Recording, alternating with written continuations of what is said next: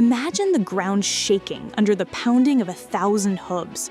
Dust clouds rise like storm fronts as riders, armored and fierce, charge into the fray.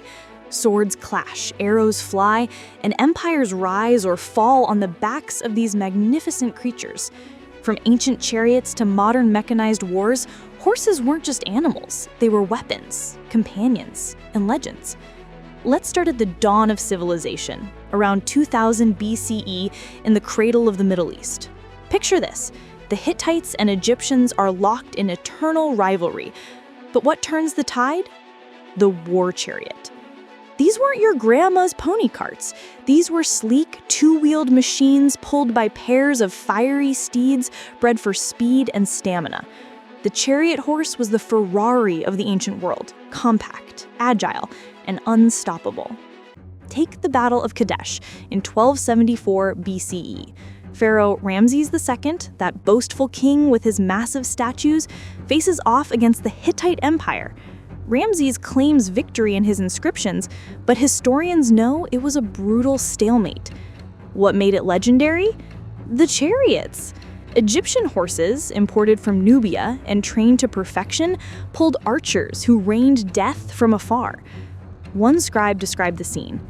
The horses were like crocodiles plunging into the river of blood. But chariots were just the beginning. Fast forward to the Persian Empire under Cyrus the Great in the 6th century BCE. Here, horses evolved into true cavalry. The Persians bred the Nisaean horse, tall, strong, with coats like polished gold. These beasts carried armored riders called cataphracts, who charged in formations that could shatter infantry lines. Alexander the Great learned this the hard way when he conquered Persia. His own horse, Bucephalus, was a black stallion so wild that only Alexander could tame him. Legend says Bucephalus feared his own shadow until Alexander turned him toward the sun. Together, they stormed across Asia, from Greece to India, proving that a bond between horse and rider could conquer the world. Romans weren't horse lovers at first. Their legions marched on foot, but as the empire expanded, they adopted cavalry from conquered foes like the Gauls. Enter the Oquites, Rome's knightly class. Horses like the Iberian breed, ancestors of today's Andalusians, became symbols of power. Julius Caesar himself rode a horse with toes instead of hooves, a genetic quirk he saw as a sign from the gods. In battles like Pharsalus in 48 BCE, Caesar's cavalry turned the tide against Pompey, sealing his path to dictatorship. But oh, the Middle Ages. That's where horses truly shine as armored titans. Knights in shining armor?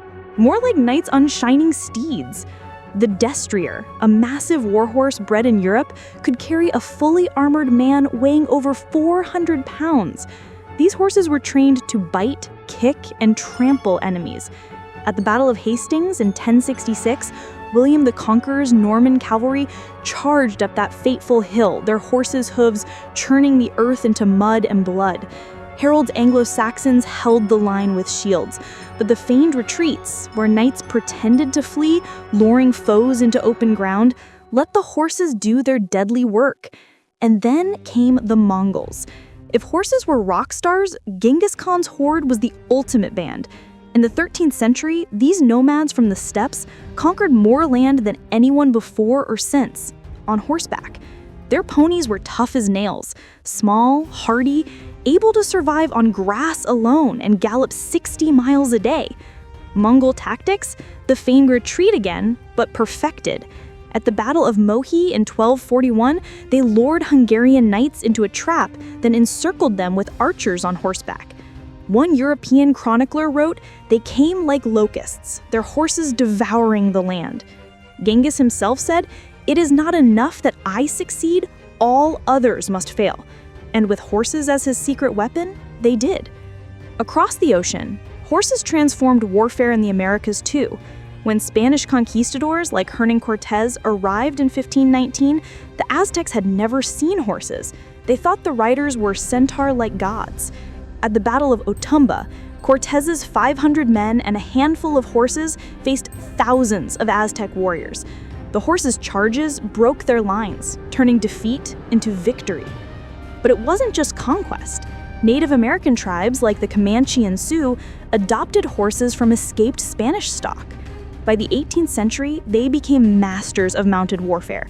The Comanche, dubbed the Lords of the Plains, could shoot arrows under their horse's neck while galloping full speed. In raids and battles against settlers, their mobility was unmatched. Fast forward to the Gunpowder Age, horses adapted, but the writing was on the wall. In the Napoleonic Wars, cavalry charges like at Waterloo in 1815 were glorious and suicidal. French cuirassiers on heavy horses thundered into British squares, only to be mown down by volleys. Yet, horses endured. In the American Civil War, generals like Robert E. Lee rode Traveler, a gray stallion who became a symbol of the Confederacy. Cavalry raids disrupted supply lines, proving horses still had a role in a world of rifles. But the 20th century brought the endgame. World War I, the last great cavalry era.